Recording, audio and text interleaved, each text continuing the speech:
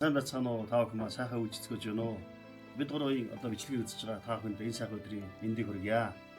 За яагаад одоо өнөөдөр ардын жижиг анд дээр хүрэлцэн ирсэн бэ гэдгийг манай Эрдэнэ очир одоо тайлбарланаа.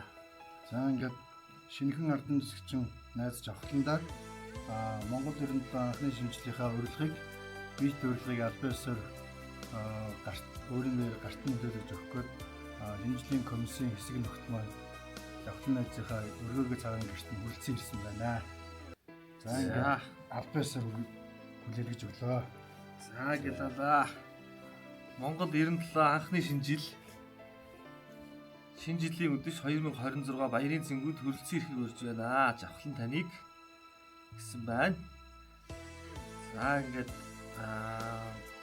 Монгол 97 төрийн бүс байгууллага 12 сарын 6-нд болно.